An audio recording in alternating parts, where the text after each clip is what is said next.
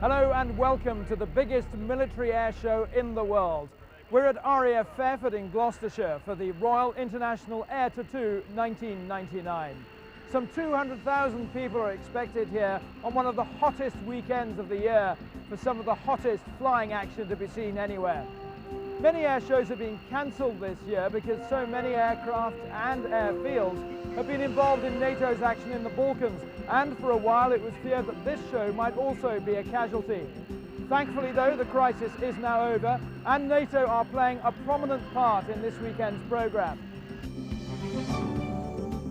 The show is in fact celebrating the 50th anniversary of NATO, and we'll be seeing a pageant of aircraft from both east and west as old enemies fly together in a new spirit of friendship. We'll also be seeing the amazing B-2 stealth bomber on a rare visit from America. And we'll have a tribute to one of the show's most distinguished patrons, the late King Hussein of Jordan. But first to one of the world's great display teams, the Frecce Tricolore from Italy. And for that, we join our commentator, Sean Mathis. Well, the Frecce Tricolore, the three-coloured arrows, a lot of people think these are the best in the world. They're certainly up there amongst the greats, disappearing in their own smoke before they start, but that's really just checking the smoke systems out. There are 10 of them, that makes them unique, and they take off in two sections of 5 in their MB339 trainer aircraft. Lovely, elegant paint scheme, and they usually manage to be in the right order as far as the aeroplane numbers are concerned. They quickly get into their first formation. I don't think they actually have a name for this. It's a diamond 9 with one on the bottom, almost like a diamond on a stick. But very quickly they split into a 5 and a 4 and the solo in the middle. Very elegant split, that. The solo, who we'll see a lot more of later, is Captain Dmitry Martzaroli. And 4 aircraft here heading towards the other 5 of the 9 for one of their opposition crossovers.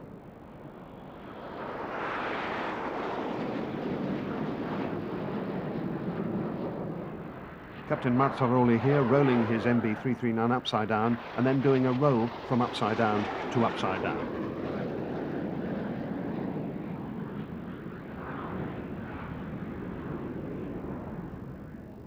And a complicated maneuver here. They just call it a formation double roll.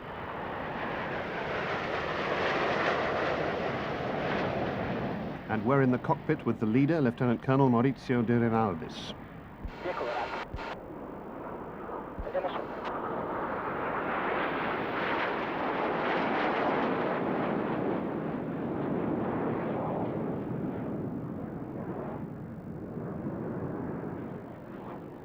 And here's a very exciting maneuver from the solo. This is called a Lomshevak, the aeroplane twisting round and eventually falling back into its own smoke. No two Lomshevaks are really the same.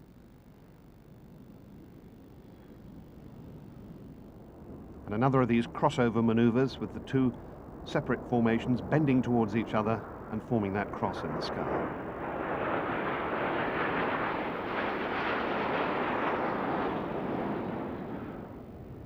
Dmitry Martzaroli again. Crazy flying, they call this, and it does demonstrate the low-speed maneuverability of this Aeromacchi MB339.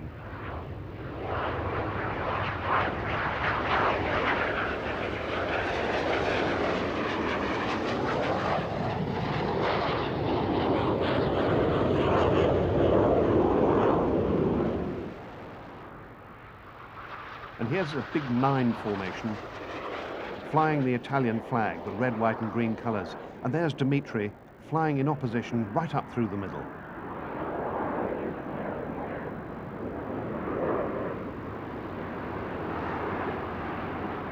And the Italians very proud of their flag colours.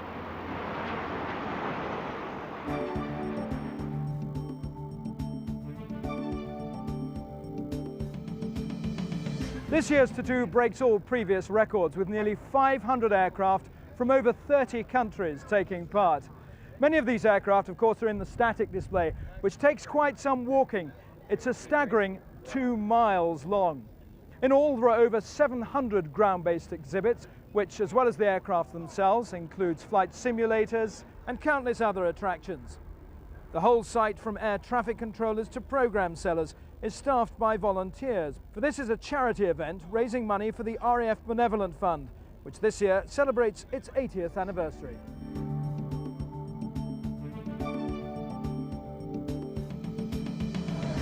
Well, with me now is the director of Theatre 2, Paul Bowen. Paul, you must have been a very worried man, because a few weeks ago this was almost the show that didn't happen. Very much so. I think the last 3 or 4 months have been a real nail-biting exercise, and it was only really 3.5 weeks ago that we knew that it could definitely take place. So obviously things have had to go on hold somewhat in the planning, and then we had the go-ahead, and boy, we had to run after the days. I suppose it's quite relevant in many ways, therefore, that we should be celebrating 50 years of NATO here at Fairford this year. Yes, certainly when we drew up the plan really 15 months ago, we had no idea obviously of the Balkan air war and everything else, but it was always our plan to mark the 50th anniversary of NATO. Strangely enough, at Greenham Common in our early days, we did the 25th and 30th anniversaries, so we felt we really had to do the 50th. Paul, thanks very much indeed. Well, it's not just NATO and the RAF Benevolent Fund that are celebrating birthdays. This year also marks the 75th anniversary of Britain's part-time Air Force, the Royal Auxiliary Air Force. So let's turn the clocks back to their early days and something rather old and gentle. Yes, in fact, when it was formed in 1924, it was just the Auxiliary Air Force, AAF for short.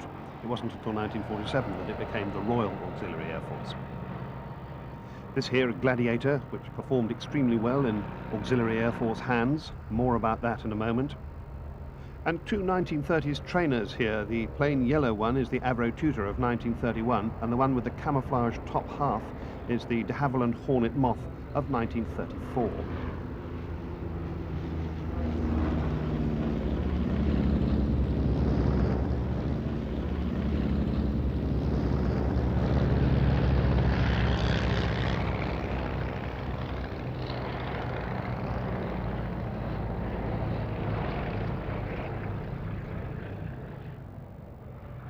And the classic Army cooperation aircraft in the days before helicopters were widely available, the Lysander, used for dropping agents behind enemy lines into short fields. You can even see the ladder there so that they could spring in and out quickly, the ladder permanently attached to the door.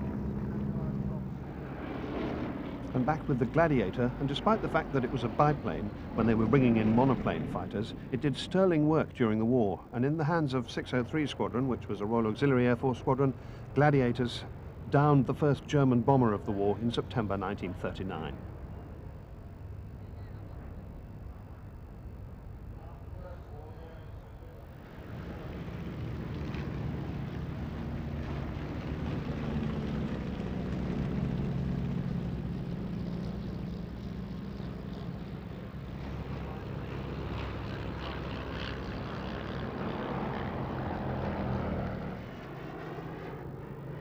And here's the RAF's Battle of Britain Memorial flight, well, at least 2 of them, the Lancaster and one of the Spitfires. No Hurricane today because of engine problems.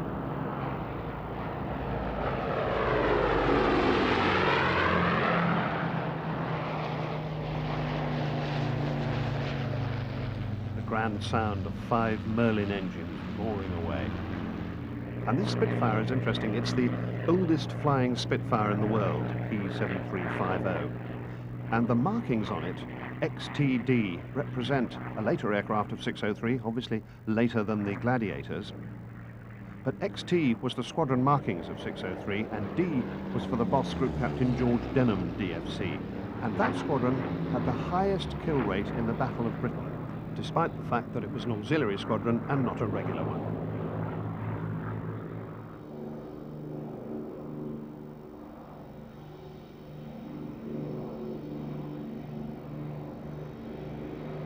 And the Avro Lancaster B1, demonstrating its enormous bomb bay, capable of carrying the 10,000-pound bomb. One of only 2 Lancasters left flying out of a total of 7,377 built between January 1941 and the end of the war. The other one is in Canada. This one represents the mark this side of the Atlantic.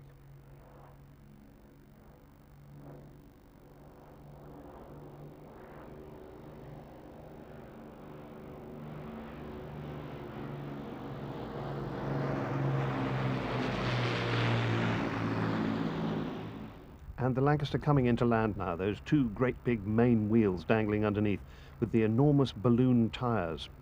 If you hit one of those not exactly right, it can launch you back into the air again, like that. But second time round, it's stuck down nicely. This aircraft in the markings of number 9 Squadron, their motto, per noctem volamus, we fly through the night, because of course the Lancaster was the great night bomber of the Second World War, and the Johnny Walker whiskey insignia on the nose there. Also the nose arch showing all of those individual bombs, indicating the more than 100 operational raids that the particular aircraft depicted here carried out during the war.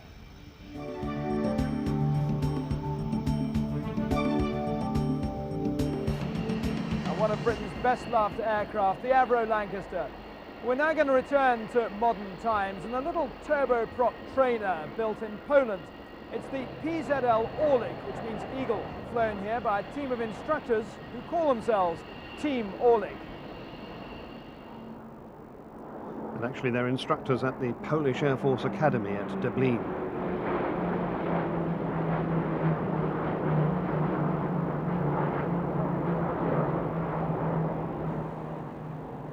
Now we're in the cockpit with Major Andrzej Sowa. He's the man in the middle of the formation. He's the number 3.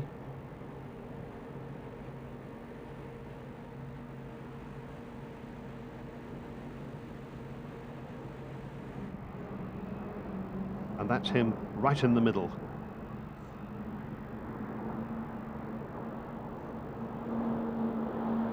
A lot of air forces are going for turboprop trainers now instead of all-jet training.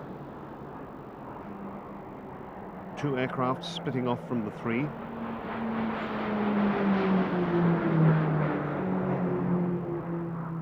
And the 3 going over the top of a looping maneuver there.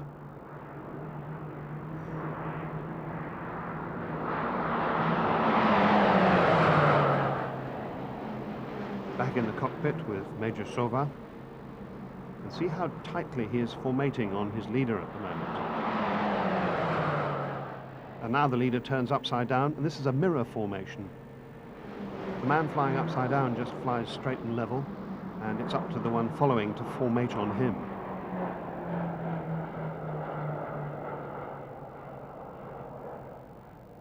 Then Sowa pulls away, and the leader rolls the right way up.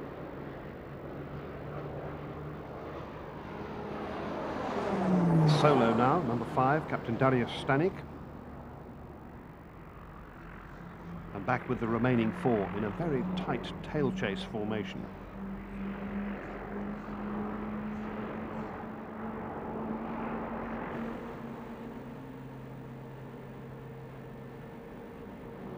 Andrzej Sowa having to work quite hard to keep that number 3 position tight in.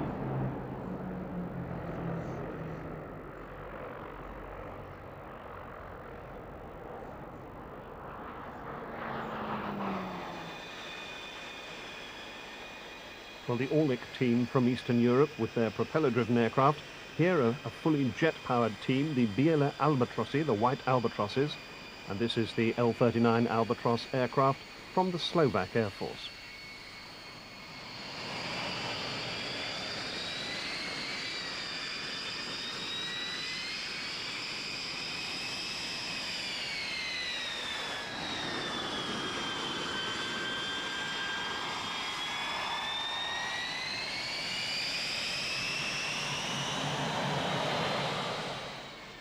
This is the national team of the Slovakian Republic, and there are 7 of them in it. They take off in 2 Vics of 3, with number 7 following along a little behind the 2 main formations. Elegant little aeroplane, about the same size as the British Hawk, roughly comparable, although not so fast. This is a team of flying instructors, so they're not a full-time aerobatic team as are the Red Arrows, for instance, so they have to do their practicing in their spare time. Nonetheless, they achieve a very high standard of formation aerobatics. We're in the cockpit now with Major Stanislav Rodziniak. Camera's actually mounted on his helmet, so where he looks, we're looking too. And there he is taking off, the number 7 aircraft, catching up with the main formation.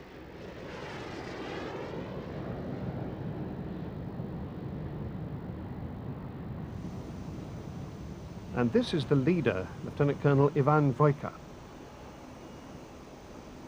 can see the other aircraft on his left.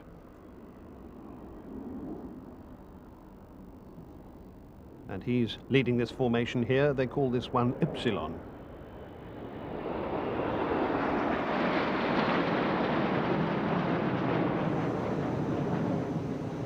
You see the ground behind him there as he goes over the top of this looping maneuver.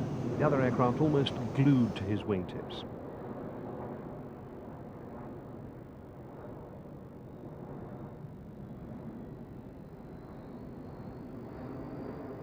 One of the earliest Eastern European teams to appear at the Royal International Air Tattoo. They've actually been displaying since 1992. And the solo again, Major Stanislav Rodziniak, here, as usually the case, separate from the main formation. Heading back towards them, though, for an interesting crossover as they approach in tunnel formation.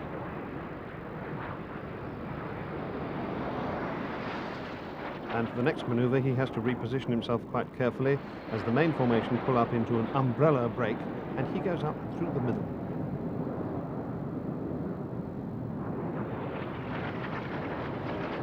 There he goes, the shaft of the umbrella.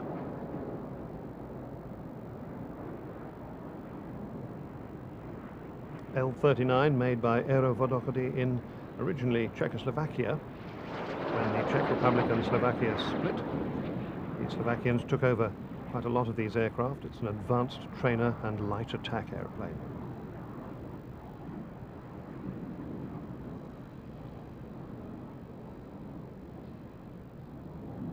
A lot of former Warsaw Pact countries use these as their advanced trainers.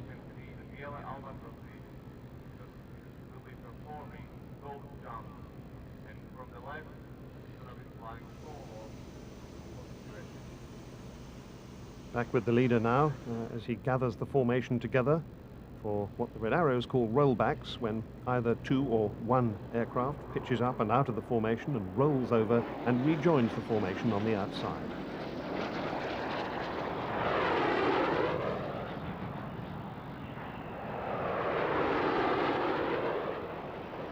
Everybody remaining in the formation shuffles up to make room for the rolling aircraft.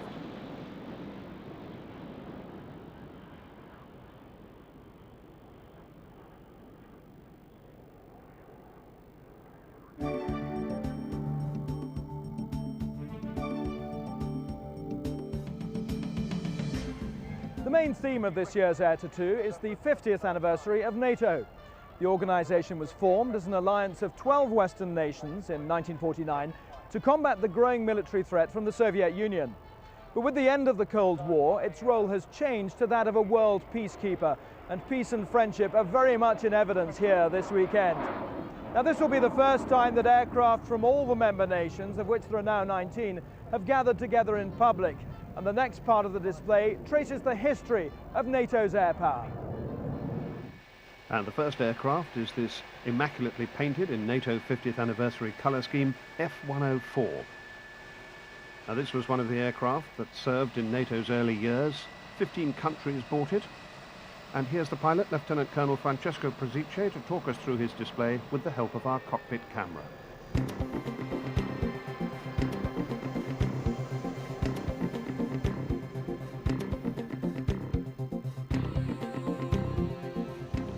Ready for takeoff. The throttle comes full forward in afterburner, and at this moment the speed is increasing to 175 knots, which will be the rotation. After rotation, gears comes up and a low pass at the end of the runway.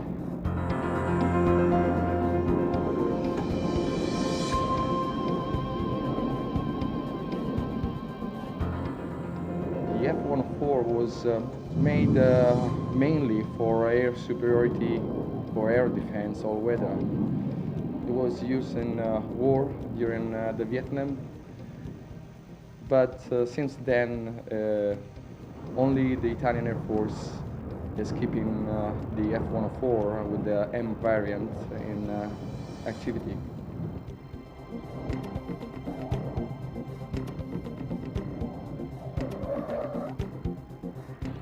Now coming back for low pass, low speed. The speed is about 220 knots, and I will demonstrate a turn at low speed. Altitude is 200 feet. Going to the display datum, where I will start with full afterburner, the low speed Schneider at 220 knots. The stick comes full backwards to keep the aircraft turning. The turning performance are not very good because the aircraft doesn't have wings. It's just a rocket with a pilot on it. The aircraft has a very good rolling performance, even though it's a very old aircraft. We are talking about 360 degrees in 1.5 seconds.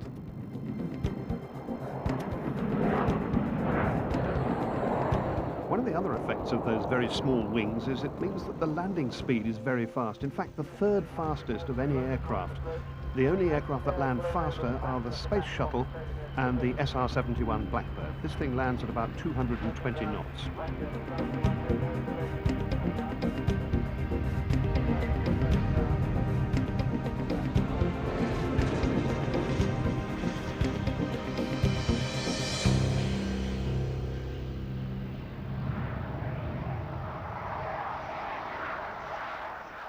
And reminding us of the Farnborough air shows in the 50s and 60s, perhaps, the lovely single-seat Hunter aircraft, one of the favourite British fighter aircraft post-war, probably one of the best as well.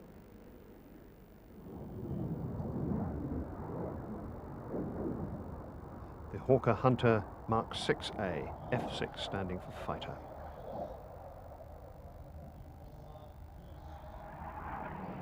In the elegant colour scheme of number 43 Squadron of the Royal Air Force, and actually flown today by an ex-43 Squadron member, Rod Dean.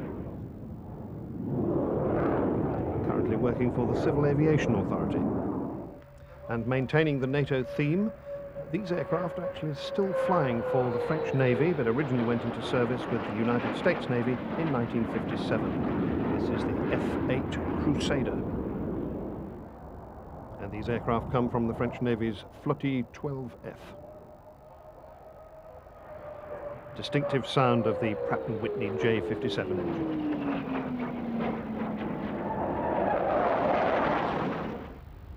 Up to date now with the French Air Force and the Mirage 2000. Highly agile fly-by-wire Delta aircraft. From the French Air Force's Ile-de-France Squadron at Orange Air Force Base in the south of France. Captain Raphael Cordelet is the pilot. He's flown more than 80 operational missions in this aircraft,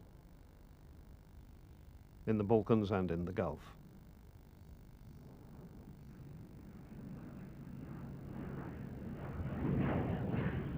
This aircraft gets its agility from its fly-by-wire system, but it's basically an unstable airframe. That means to say that if you just let it go, it wouldn't fly very well, but the computers keep it in control. And here is Captain Cordelet flying it with a very high angle of attack, letting the computers take the thing safely along at this high nose-up angle. And there's a good view of the refueling probe just in front of the cockpit there, giving the aircraft an extended range when it's away from base.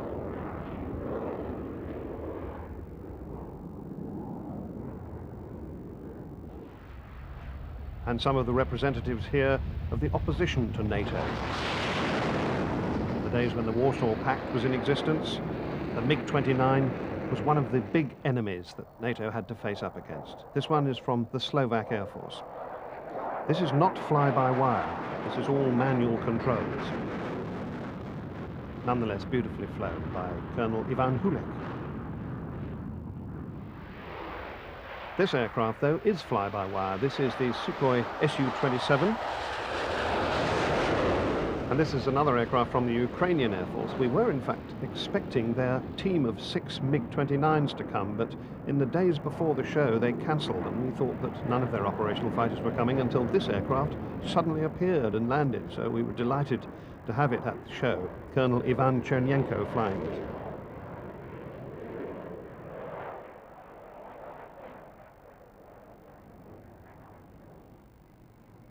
Huge aircraft, this maximum all-up weight 66,000 pounds, more than 30 tons. Nonetheless, an agile fighter. The elegant colour scheme, especially for displays. 2 engines on this aircraft, 2 large Saturn Ilka turbofan engines, nearly 28,000 pounds of thrust each, and along with an afterburner as well. See them there on the underside of the aircraft, top side at the moment.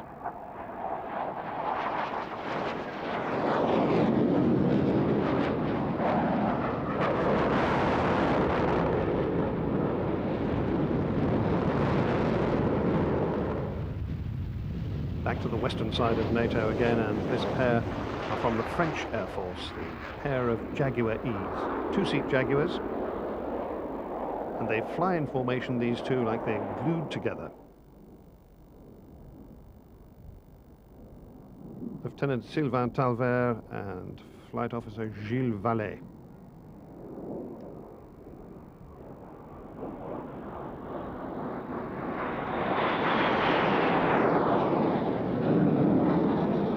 Jaguar, an interesting combination, a joint project between Britain and France, and has been thoroughly successful. The aircraft is now being given a midlife update and will continue in service for many years to come.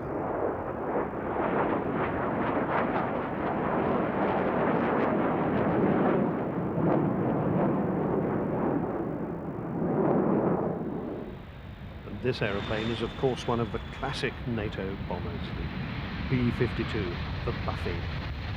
These aircraft were, of course, stationed at Fairford during the Kosovo crisis. And if you think it looks a bit, well, old-fashioned, that's because it's really a 1940s aeroplane.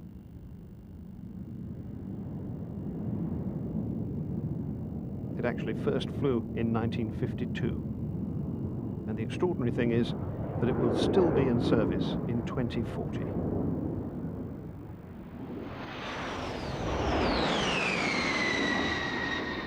Maximum speed of 630 miles an hour, probably not far off it there. And an enormous bomb load. 70,000 pounds of mixed bombs can be carried. Coming into land here with its very strange undercarriage. All of the wheels directly under the main fuselage, which means that it's pretty unstable when those wheels are on the ground. It tends to dip one wing or the other. Hence it has little wheels on stalks out towards the wingtips, but you're never quite sure which way it's going to tip. It depends which side the wind is coming from. It looks like we're tipping down to the left here.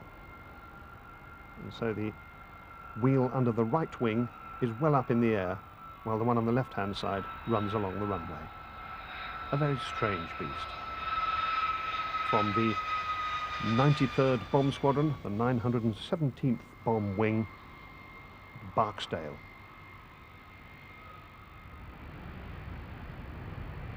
And here's the other aircraft that was based at Fairford during the Kosovo crisis, the B-1B. Much more modern than the B-52, much more graceful looking perhaps. A swing wing bomber, variable geometry they call it. The wing sweep can be changed in flight. But interestingly, although it's much newer than the B-52, these aircraft had a considerably lower serviceability rate than the B-52s operating out of Fairford during the Kosovo crisis. And there the wings are much more swept than they were when the aircraft took off. During the crisis, these aircraft were carrying 84 500-pound bombs.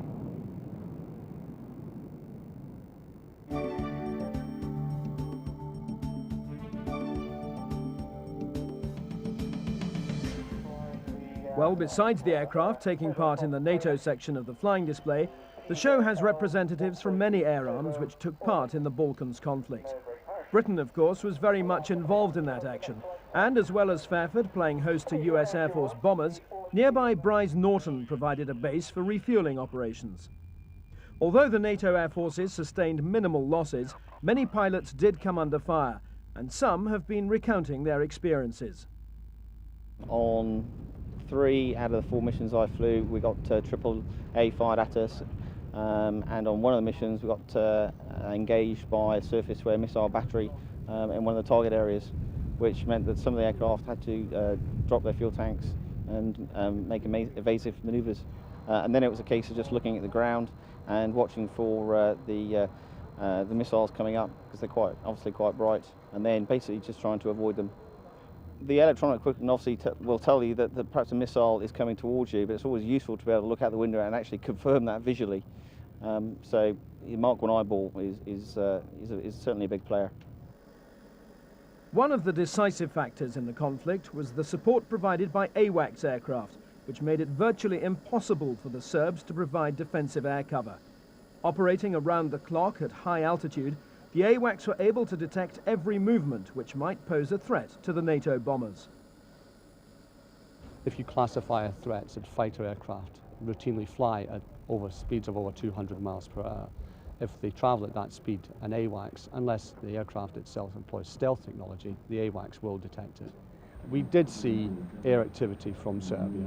We were watching Belgrade, we were watching Pristina, we did see air activity. So there was a response.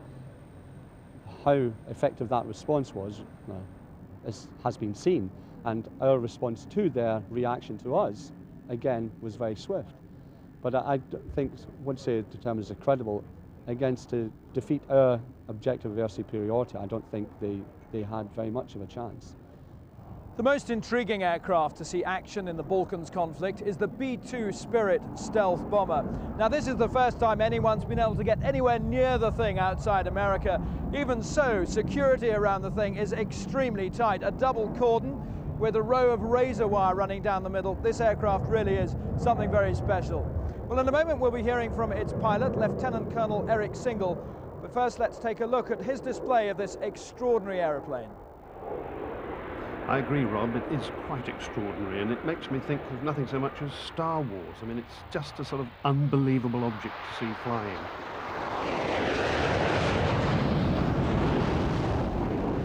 It was, in fact, a dramatic leap forward in technology, a major milestone in US bomber modernization. It's subsonic, unlike most combat aircraft, which go supersonic these days. And it has those engines on top rather than underneath. Now, that's all part of the stealth system, so that radars looking from underneath aren't able to detect the heat of the engines and things like that. Other stealth characteristics, well, there are many classified bits of it to do with composite materials and non-reflective special coatings, but the most important part of it is that all of the surfaces are complex curves. And that distinguishes it from the earlier stealth fighter, which is made up of flat facets. And the difference is, well, it's the amount of computing power that was available in the 10-year separation between the two of them. By the time the B-2 came along, they had enough power to be able to calculate these highly complex curves that make the thing up. And the result is a bomber that can virtually evade radar detection, and at the same time fly with great aerodynamic efficiency. It's much better with its fuel efficiency than earlier bombers, even than the B-1B.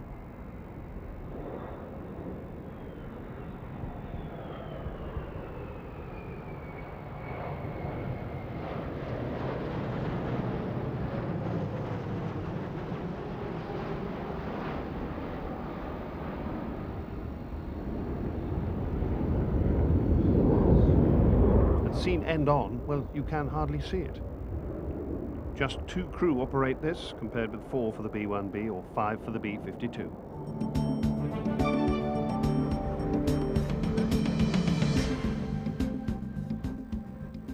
Now, the American Air Force is pretty sensitive about letting people get close to the B-2.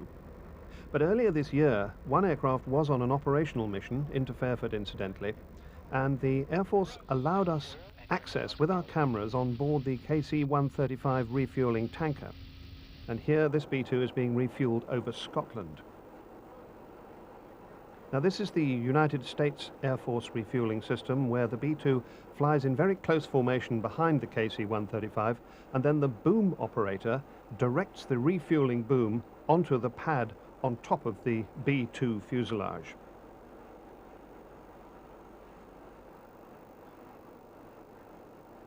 So the B-2 pilot doesn't have to maneuver his aircraft other than just to keep it in very close formation with the KC-135 tanker. And it's the job of the boom operator then to complete the docking maneuver. And it's a steady process.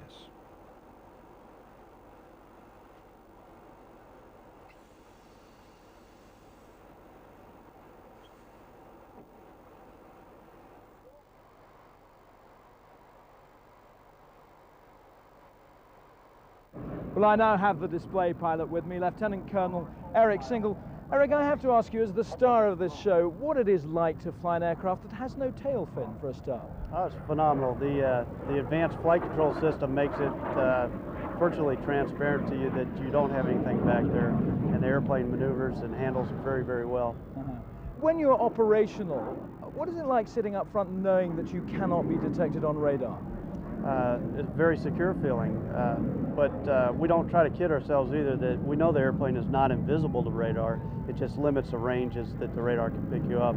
So it takes a lot of careful planning and looking ahead at the threat systems to put a good, accurate mission together. And once you've moved on to this, is there anything left for you to fly? Oh, I'm sure somebody can come up with something, but it is a phenomenal airplane, and I'm very happy doing what I am doing right now.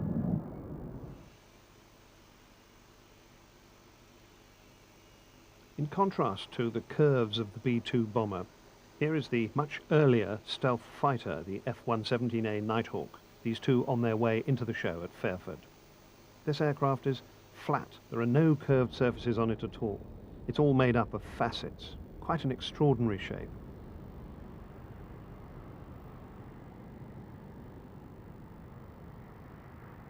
All of the stealth fighters are based at the 49th Fighter Wing at Holloman Air Force Base in New Mexico.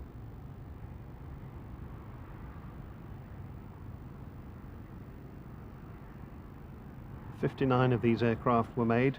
They came from the Lockheed Skunk Works. 6 of them have crashed, and we believe that 1 was actually shot down in the Kosovo crisis.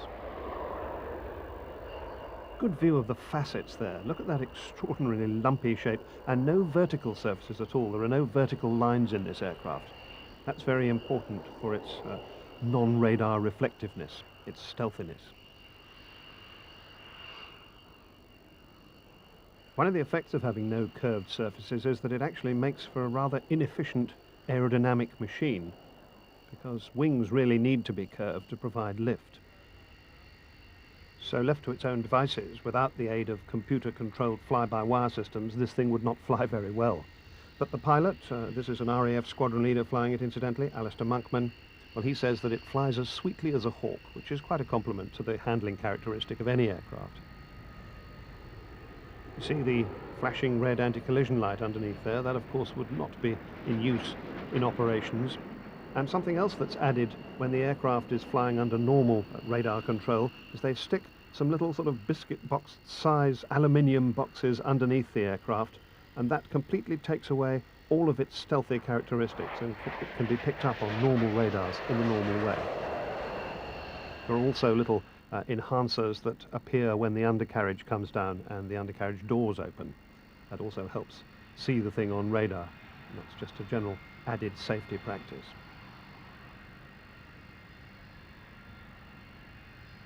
It's reminded of Darth Vader somehow, that pointed head.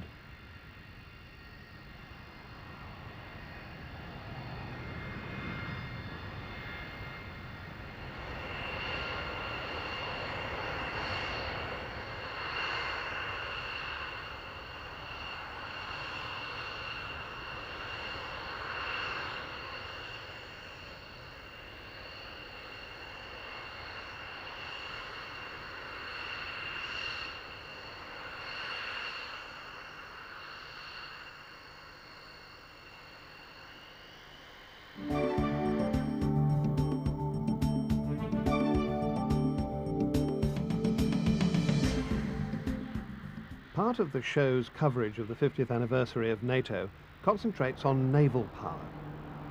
Because even though the Soviets had signed things like non-aggression treaties with Germany, there were still big worries about the strength of Soviet naval power, and indeed about the intentions behind it. So this part of the show has a look at some of NATO's naval air power. These two Sea King Mark VI helicopters are from the Royal Navy, 810 and 814 Squadron.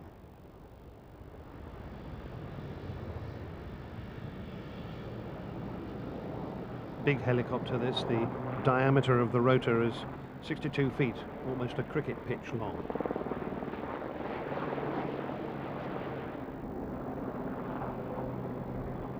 Now this is an anti-submarine aircraft. Here is the dipping sonar being lowered out of the belly of the helicopter. This sonar gadget would be dunked beneath the surface of the water.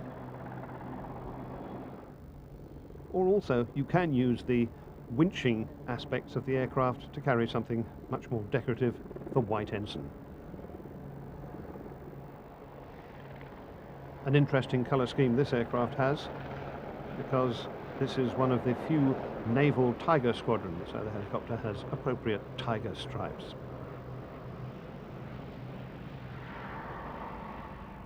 Now this aircraft, the Lockheed P-3 Orion, is undoubtedly the most numerous maritime patrol aircraft. This one today is presented by Squadron 30, the US Navy Maritime Patrol Fleet Replacement Squadron. 4 turboprops, and there's the weapons bay open at the front. And the big thing sticking out at the back, the magnetic anomaly detector, the MAD Sting.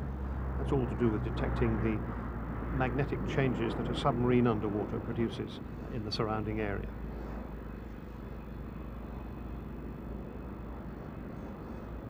Crew of 11 on board this aircraft operationally. 3 pilots, 2 naval flight officers and 6 enlisted crew members doing things like operating all of the aircraft systems. This is the British version of the same thing, an all-jet aircraft this time, the Nimrod. This aircraft is from 206 Squadron at RAF Kinloss in the north of Scotland. Anti-submarine warfare is its main role. Carries a variety of weapons, the Stingray anti-submarine torpedo, the Harpoon anti-ship missile, and also for self-defense against other aircraft. It even carries Sidewinder air-to-air missiles. In fact, the crews like to refer to it as the largest fighter aircraft in the world.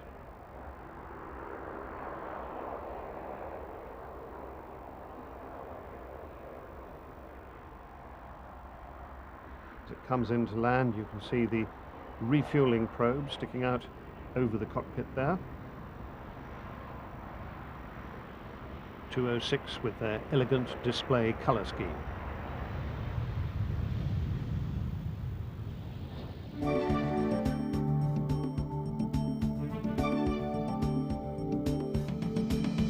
I'm sitting on one of the most advanced flight decks of any aircraft anywhere in the world, the Lockheed C-130J, the first of which is due to enter RAF service this November. And with me on the flight deck is Lockheed's chief test pilot on the J program, Wayne Roberts.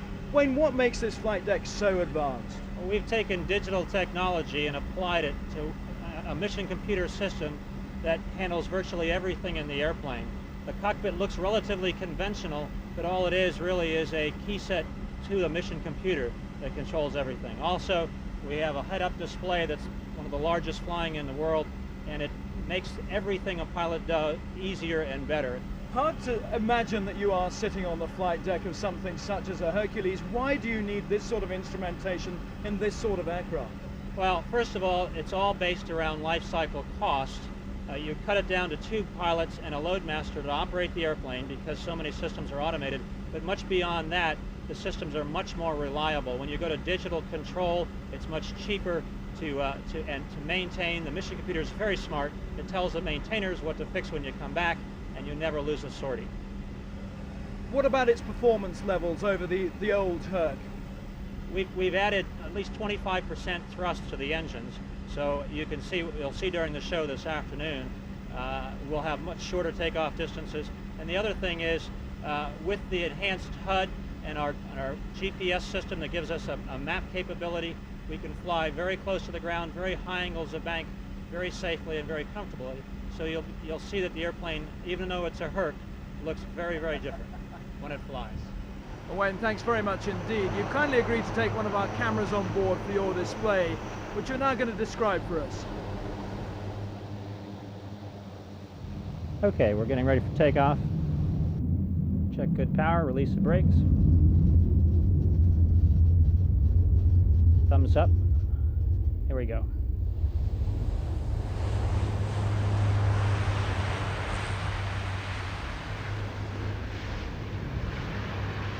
I'll grab the yoke just at by 80 knots.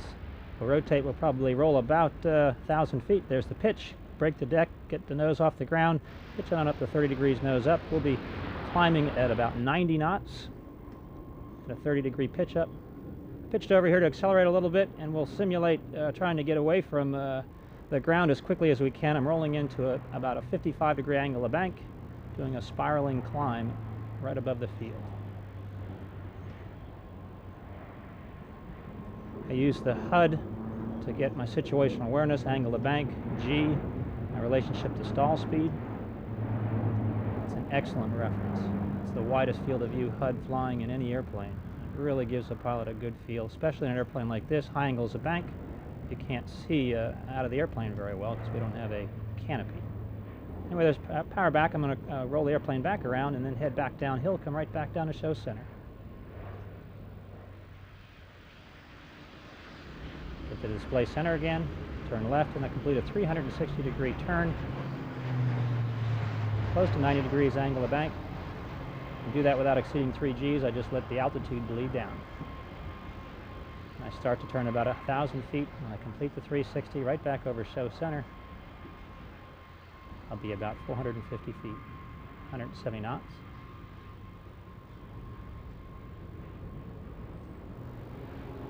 Back over the show center, roll out, and for the final approach to landing, I put power up, go straight back up rapidly, put the gear and flaps down.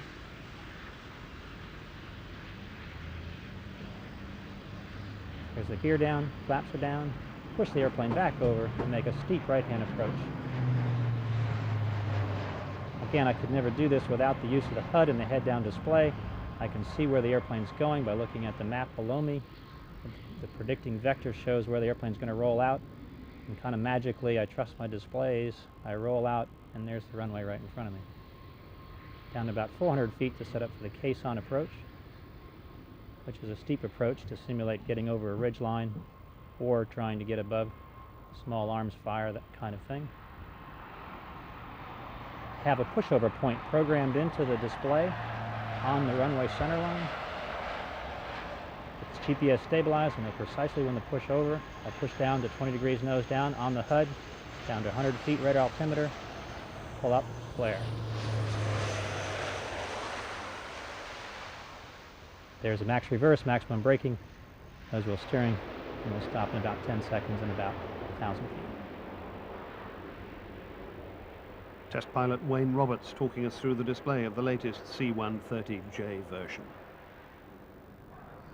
Now, this is a much older version of the Hercules, and it's demonstrating one of the more unusual roles of the aircraft. These big tubes, they're 18 inches in diameter, give the game away. It's a water bomber. And it can drop 3,000 gallons in about 5 seconds. It lays down a 1/4 of a mile long trail, 60 foot wide, and it's good for putting out fires.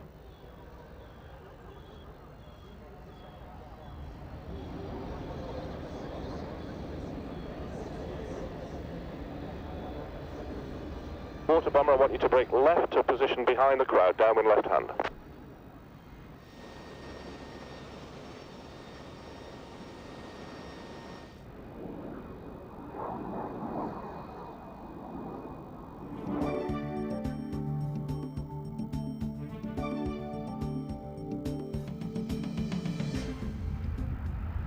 Right up to date now with America's newest airlift aircraft, the C-17. Call this the Globemaster 3.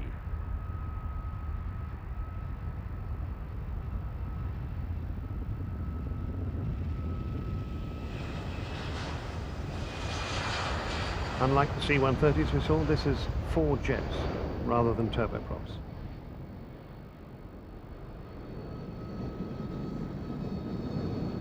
A large aeroplane, this.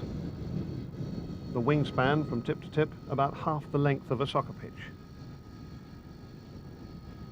Huge flaps on the trailing edge of the wing there, and droops on the leading edge, all there to increase the lift and give it its interesting slow-speed handling characteristics, included in which are, of course, its very useful short airfield capabilities.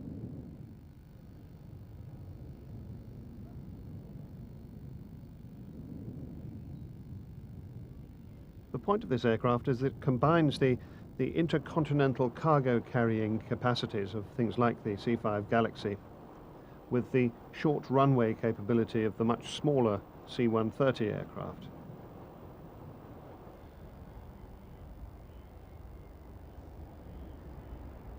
The aircraft's about to demonstrate a full flap approach on a simulated short runway, landing very far down the runway. And the capability allows the aircraft to land at 6,000 more airfields worldwide than are currently available to aircraft like the Starlifter and the Galaxy and commercial wide-bodied aircraft. And there's the reverse thrust coming in, slowing the aircraft down.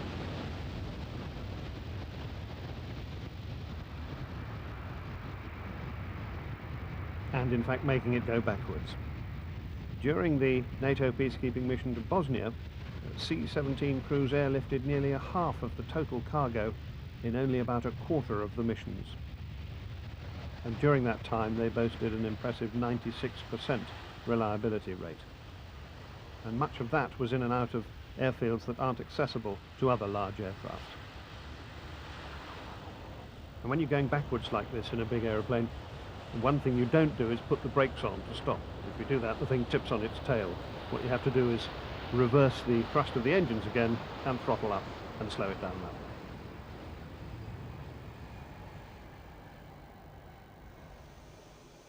Well, there's an even bigger transport here this year. It's the Ukrainian-built Antonov 124, and it's making its first appearance at the show. The Antonov isn't taking part in the flying display, but our Hawk camera ship did manage to get alongside it on its way into Fairford. This aircraft is huge.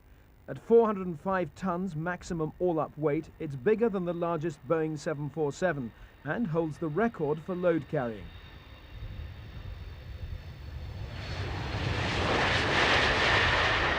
Its cavernous hold can swallow 2 40-ton trucks or the entire fuselage of a small airliner. Its manufacturers have ambitions to sell the 124 to Western countries, including Britain. The fact that it's here demonstrates how, besides being a public air show, the Royal International Air Tattoo is now seen as a showcase for the aerospace industry. The Antonov's operators were quite happy to park it next to the more familiar C-5 Galaxy. The C-5 isn't seen as direct competition, but even so, they say the Ukrainian giant can offer more. The Antonov 124 is actually a bigger aeroplane than the C-5 Galaxy.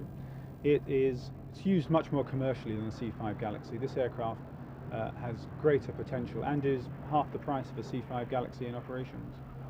We are putting a bid into the British government at the moment where we re-engine these aircraft with Rolls-Royce engines and avionics, and we hope this will become used by the Ministry of Defence as their future heavy lift aircraft requirement. The Antonov making its debut here, but the next display is an old favourite with the Fairford crowds and indeed with air shows all over the world. Just coming down the runway behind me, the RAF's Red Arrows, currently enjoying their 35th display season. Leader Simon Meade is making his last tour of duty with the team, but we have perfect conditions here. A wide expanse of blue sky, 9 Red Hawks about to thunder down the runway. Time to sit back and enjoy the RAF's aerobatic team, the Red Arrows. And I'm sure the leader, Simon Meade, is enjoying it because he's just been promoted from squadron leader to wing commander, and it's actually the first time that the Red Arrows have ever been led by a wing commander. They take off effectively in 2 groups, a 5 and a 4, streaming a little bit of smoke to start with. The smoke, of course, made by squirting diesel fuel into the hot jet exhaust, and it vaporizes and comes out like smoke. The front 5, called Enid after the famous 5, and the back 4 catching up with them. For some reason they're known as Jippo. And there they are in their Diamond 9 shape.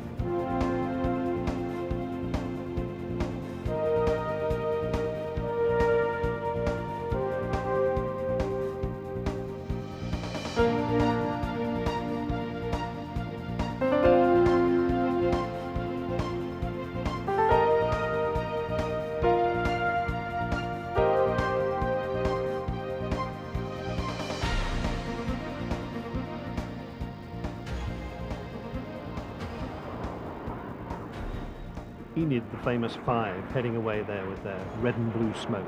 A lovely colour picture. Next, it's the Synchro pair and the aircraft of Flight Lieutenant Dicky Patunas. And we can go on board with the cockpit camera.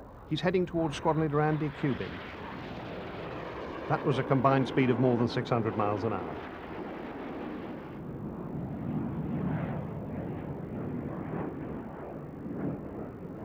The remaining 7 aircraft of the 9 in a slow and graceful looping manoeuvre.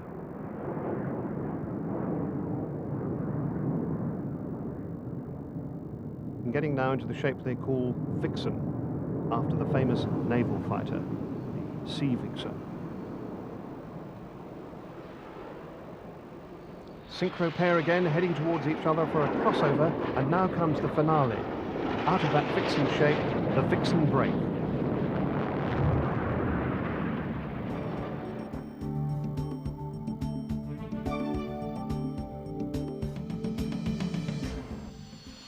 Well, the Red Arrows are undoubtedly favourites all round the world. This aeroplane is a favourite in the Air Force. This is the Canberra, and it's 50 years old this year. It first flew on the 13th of May, 1949.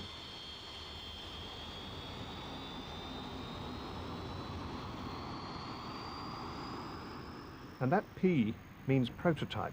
So this aircraft is painted in the colours of the original prototype Canberra VN799 when it flew from the English Electric factory airfield at Warton. This is an RAF aircraft, and it's flown by Squadron Leader Terry Cairns of number 39 Squadron. It's actually a T4, that's the trainer version, which is used to convert crews onto the current operational Canberra, which is the PR9. But they've painted it in this beautiful colour scheme to commemorate the 50th birthday, this colour scheme of the original Canberra prototype. B2 version of the Canberra was the RAF's first jet bomber, and it was designed rather like the Mosquito had been during the Second World War, to be fast enough to escape interceptors and at the same time carry a 6,000-pound bomb load over about 750 miles.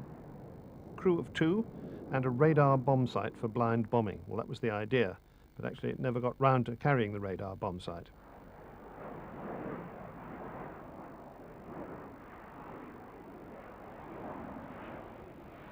There's the large bomb bay, to carry those 6,000 pounds of bombs.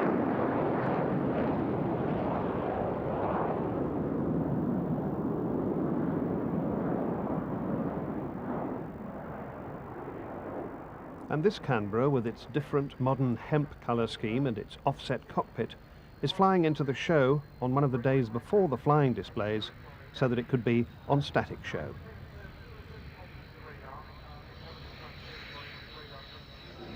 Well, in spite of its age, the Canberra remains in frontline service with the RAF. This is the business, the photo reconnaissance version, the PR9. And Squadron Leader Brian Cole is a navigator on here.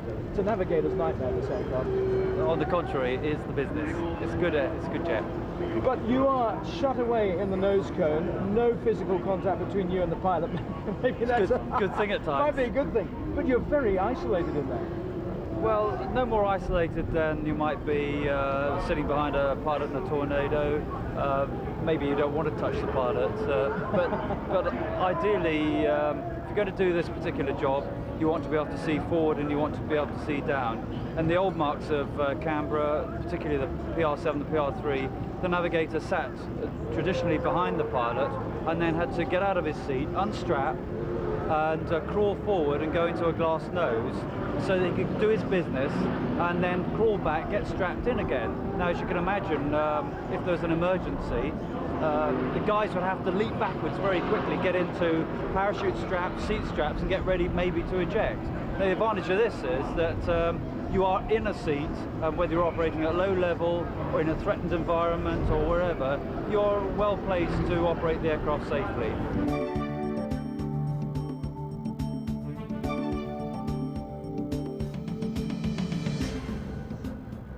Another display team now, and this one is unique in two respects. First of all, because it's 5 helicopters, and secondly, because 4 of them are of one type, there are 4 Gazelles, and 1 is a Lynx. These are the Army Air Corps Blue Eagles.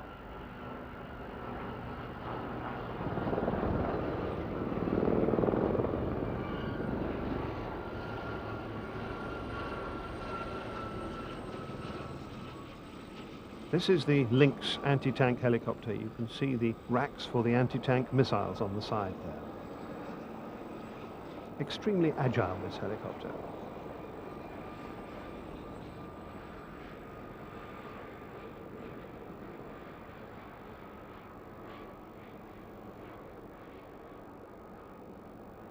Now that ought to be impossible for a helicopter to do, because they're not supposed to be able to fly upside down, but Lynx can. The smaller Gazelles doing synchronized maneuvers now. Gazelle is a single-engined aircraft.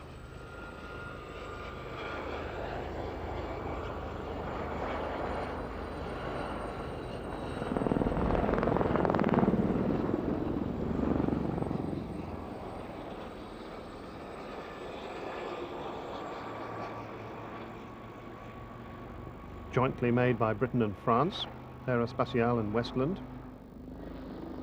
Lynx ditto, but Lynx is a much larger 2-engined helicopter. 2 engines incidentally driving the single rotor. The pilots that fly these aircraft are instructors at the School of Army Aviation at Middle Wallop. And here comes another of those amazing Lynx backflips. There was a time when the Army decided it shouldn't do this because it actually wasn't cleared to do it in the aircraft documentation, but evidently they've decided they can do it now. And very welcome it is too. Well, a little piece of aerial theatre here, and this is part of the 75th anniversary celebrations of the Royal Auxiliary Air Force, because the people flying and operating these aircraft are mostly Auxies, members of the Auxiliary Air Force. This is a Puma of number 33 Squadron, stationed at Benson in Oxfordshire. And the airfield we're looking at, we have to imagine, is in Bosnia. There are thousands of refugees in the hills all around. The airfield is damaged, but it is usable. It's important to secure it as what the military call an airhead. That's the place where you fly supplies into and people out of. So the securing bit comes first. These are members of 14 Royal Auxiliary Air Force Regiment Squadron. And they're going to form a security cordon so that bigger aircraft can land on the airfield. The helicopter disappears, and very shortly afterwards we expect to see the large transport aircraft, and there is the first one of two.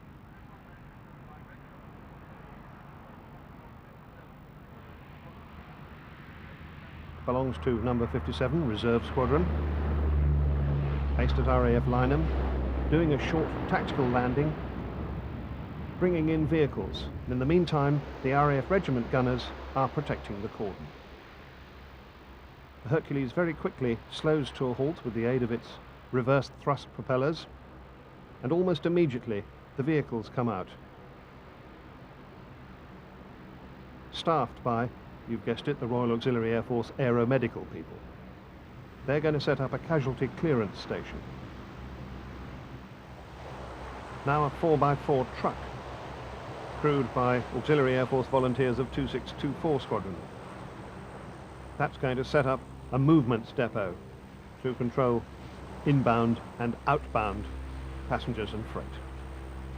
Almost immediately, the Hercules airborne again on a short tactical takeoff.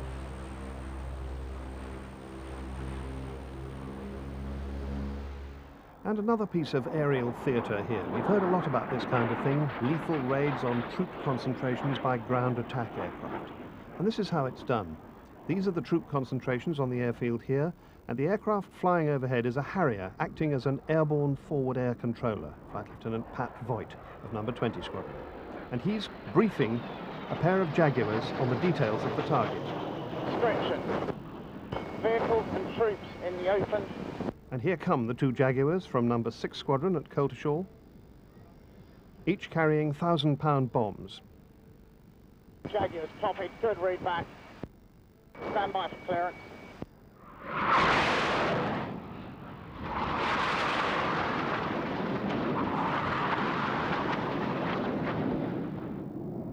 Bombs dropped from about 150 feet. As soon as the smoke is cleared from the battlefield, the Harrier comes back in again using his reconnaissance pod to do some battle damage assessment. And at the same time, he drops a cluster bomb on the target just to make sure.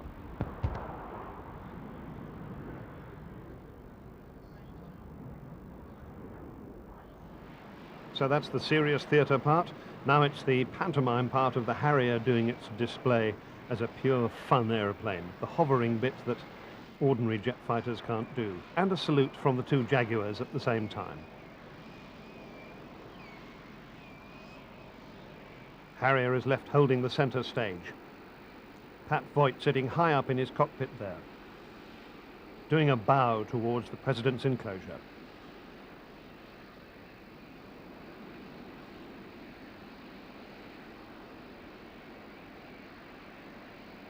Huge air intakes for the slow speed Harrier. Only slow under these conditions. And there's the jet efflux going straight down from that vectored thrust nozzle just inside the wing there. And the weapons racks all along the wing, tipping the aircraft down so it can come to land with a rolling vertical landing. Very short ground run distance.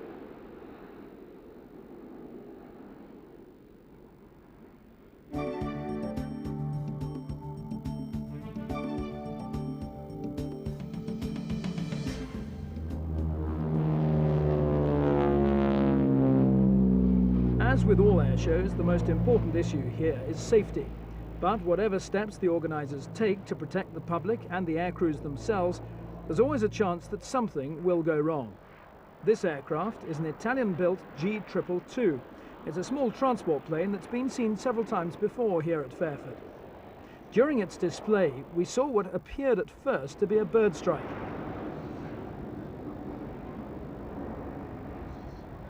Spirit 19, right. Spirit 19, you are clear to land for runway 09er. Wind is 008 degrees 8 knots. Spirit 19, Fairford. Commercial vehicles on request. What is the problem? The G222 landed, and it soon became obvious that the crew were dealing with an emergency. They quickly unstrapped themselves, let down the ramp, and ran onto the tarmac as fire crews arrived on the scene. The incident held up the flying display for several minutes. Back on the apron, the drama unfolded. A rubber de-icing boot had become detached from the left-hand propeller. Some of the debris had punched holes in the fuselage. The rest can be seen falling from the aircraft. The crew experienced severe vibrations from the out-of-balance propeller. We heard this big bang coming from the left and right side of the fuselage, and then a lot of vibrations all over. We couldn't read the cockpit, not even one instrument. We just looked on the left-hand side. The runway was just there, so we decided maneuverability was not a problem, just to go down and land.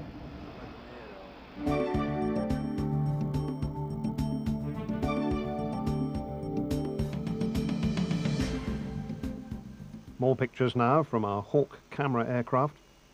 And these are the Casa 101 trainers of the Spanish Patrulla Águila, the Eagle team, in their beautiful Spanish national colours of red and yellow on the silver aircraft.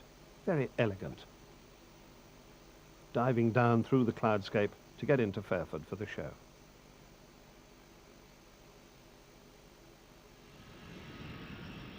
And here they are in the display, taking off, with their smoke streaming. All 7 aircraft taking off together.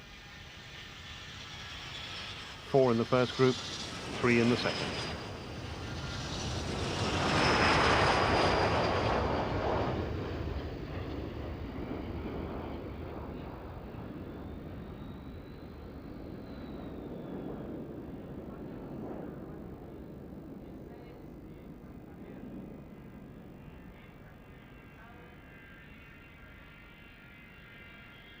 Team led by Major Francisco Fernandez.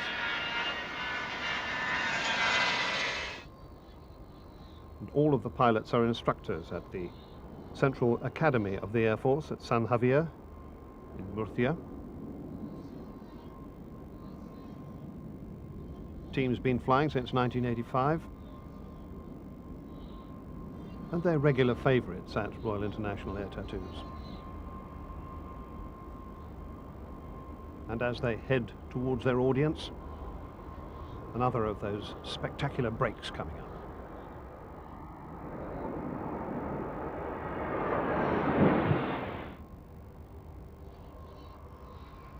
And here's the solo, pulling vertically up past the formation.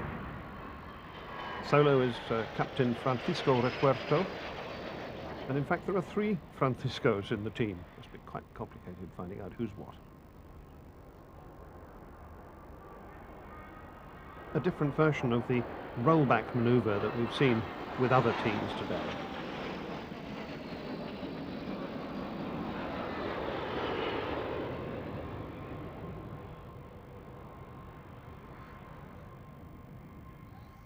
But the thing for which this team is justifiably famous, as far as I know they're the only team doing this, is landing on the runway with all 7 aircraft at the same time. The back ones touch down first.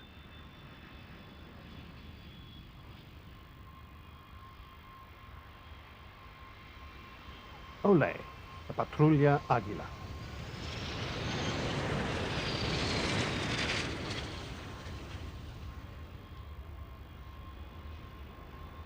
Now, there's great sadness at this year's show over the death of King Hussein of Jordan, himself a pilot and a long-standing patron of the Air Tattoo. The King, seen here inspecting the Swiss national display team a few years ago, was a regular visitor to Fairford, usually arriving aboard his own de Havilland Dove.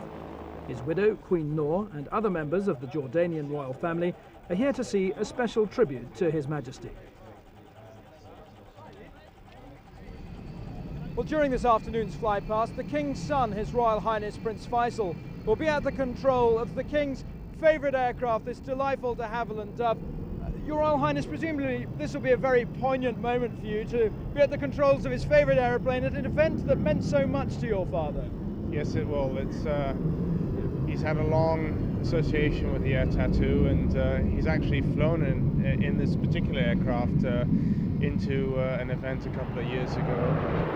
And our association also with the Disabled Scholarship, which is disabled flying, are 2 things that are very dear to his heart.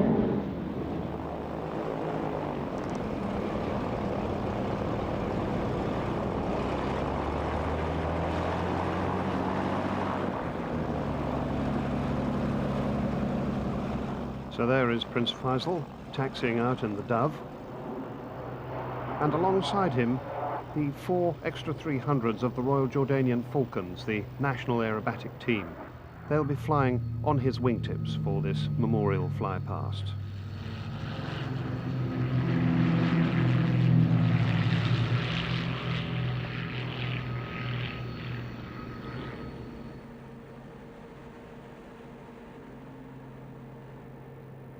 Now, the Dove was one of King Hussein's favourite aeroplanes.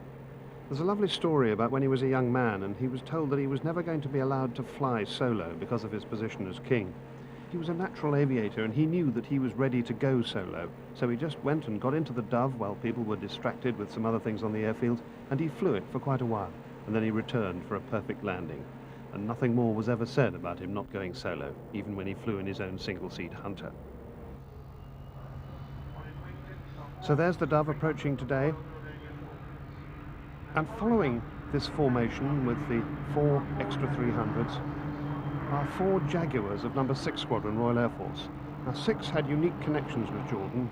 Indeed, King Hussein's father, King Abdullah, presented the squadron with a Jordanian Royal Standard, making them the only RAF squadron with a non-British Royal Standard.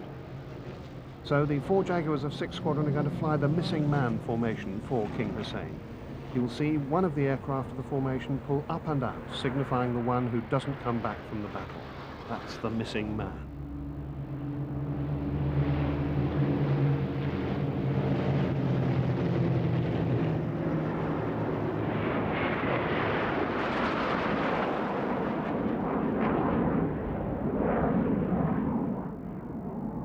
And I'm sure it's true to say that for many people at the Royal International Air Tattoo, the missing man was also their missing king.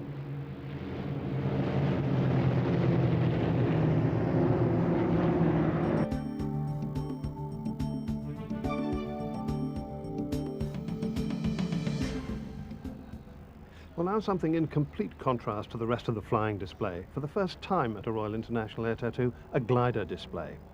Brought in by 2 super chipmunks with big engines, these 2 K-21 gliders belong to the Royal Air Force Gliding and Soaring Association, and it's their 50th anniversary year. The 2 pilots are Squadron Leader Chris Heames and Jamie Allen. And I've never seen gliders flying in formation like this before. It really is the most lovely display. And imagine how difficult it is for Jamie trying to keep up with his leader when he doesn't have an engine, he doesn't have a throttle to open when he's falling behind a bit. He just has to cut corners if he really needs to catch up.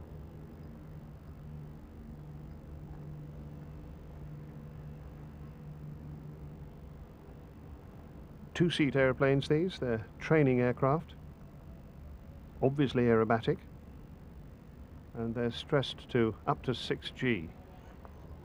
You can pull 6 times your normal weight in these aircraft.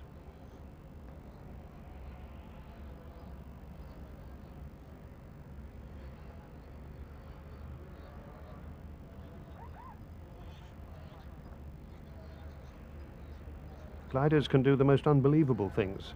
The height record in a glider, and this is not being towed up, this is just using thermals in the air for getting up, is 39,000 feet. And the distance record for a single flight in the UK is more than 1,000 kilometres. And there is a heart. Isn't that lovely? Now a solo display from Ian Tunstall, who's actually a participant in the World Glider Aerobatic Championships. This is a low 100 glider, and evidently it can fly upside down for more or less as long as you like.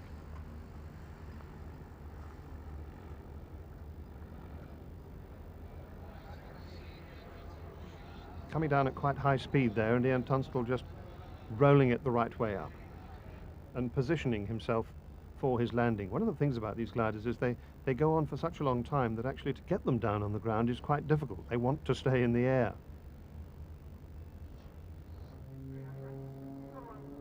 Let's take a look now at 2 of the aircraft that actually won prizes for the excellence of their flying displays at the Royal International Air Tattoo. This one is the Slingsby Firefly, the T-67M, and it belongs to JEFTS, Joint Elementary Flying Training School of the Royal Air Force, and it's flown by Captain Alan Wade. He's a very experienced display pilot. In fact, he is a display examiner. There's a flick maneuver, the aircraft rolling of its own accord, but still ending up pointing in the same direction as it started. This is the little basic training aircraft of the Royal Air Force, but flown by civilians these days. Side-by-side two-seater. Alan Wade taking it round in a series of rolls in part of a circle. His performance won him the Sir Douglas Bader Trophy for the best overall flying display.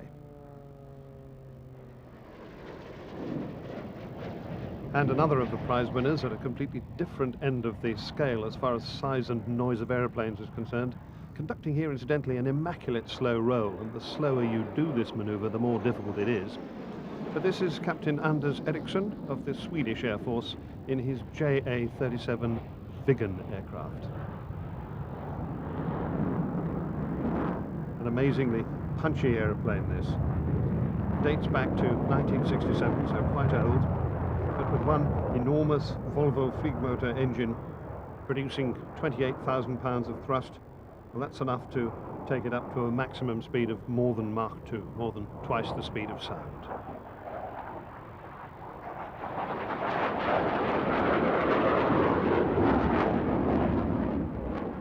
It's extraordinary canard shape, with instead of a tailplane, they have that little wing at the front of the big delta with the crank leading edge.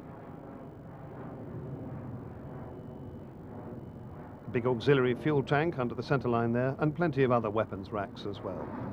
And Captain Eriksson won the Lockheed Martin Canesta Trophy for the best flying display by an overseas participant.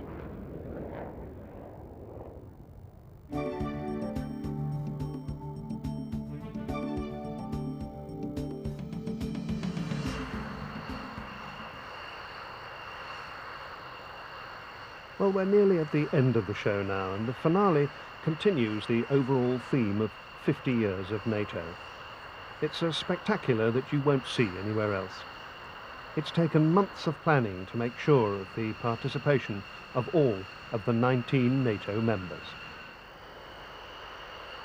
And it starts with aircraft taxiing onto the runway and then turning to face the audience. An absolutely multifarious selection of aeroplanes. Some of them in the special NATO colour schemes for the occasion. And in the middle, the NATO AWACS, the Airborne Warning and Control System. Now, this is the only aircraft type that's owned by NATO itself, as opposed to being owned by the member nations. And behind all the aircraft on the runway, the helicopters in a high hover position. And the numbers total 50. One for each year of NATO's life. Now, once they're all in position, with the helicopters hovering behind the aircraft parked on the runway and those aircraft pointing towards the audience, the next thing is a fly past signifying the friendship between East and West. So, from the earliest days of NATO, a Mark 16 Spitfire and a Yak-11, a Russian fighter that was in service as a fighter and subsequently as a trainer with the Soviet Union when NATO started.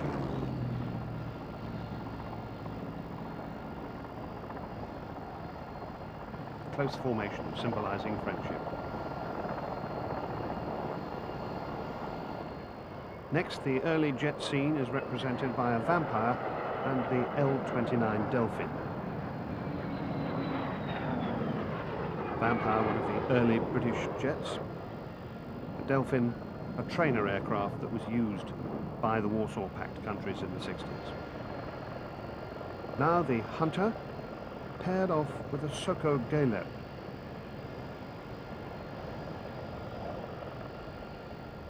Galeb was another trainer, roughly contemporary with the Hunter, produced in Yugoslavia.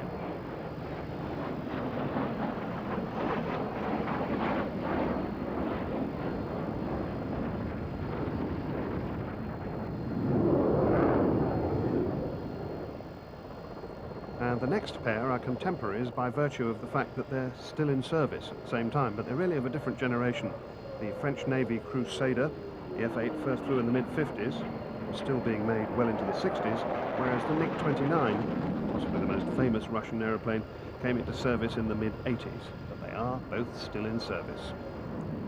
And the final East meets West pair are real contemporaries, the current RAF long-range interceptor Tornado F-3 and the brilliantly successful Sukhoi Su-27 air superiority fighter. And that unique gathering of aircraft on the ground and in the air rounds off the NATO 50th anniversary celebrations. But what of the future for the treaty organisation? Well, Secretary-General Xavier Solana describes NATO's vision of Europe as one in which all nations can live together in peace and prosperity. It's a Europe whose people feel secure, threatened neither by their neighbours nor by their leaders.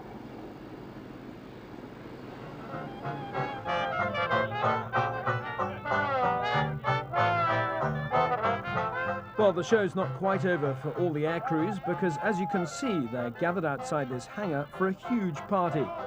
As well as taking part, many of the airmen have been watching the displays of others. So let's find out what they like best. I thought the Harrier was very super. MiG-29 and the Mirage 2000 was absolutely outstanding.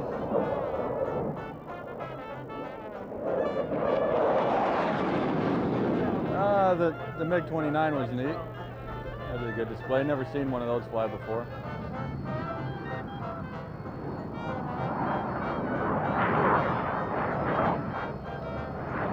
Actually, the Su-27 was pretty good. One jet's much like another jet. You can't beat the B-52. F-18 Hornet rules. It's got to be the Red Arrows. Yeah, they ruled. They ruled. That was an awesome display.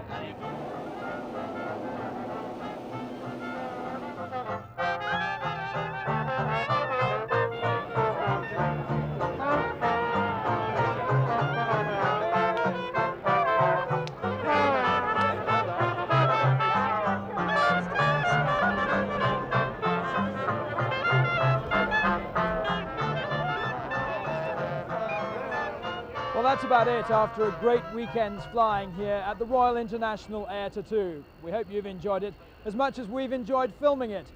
Next year, the show will move to another airfield while the runway here at Fairford is resurfaced.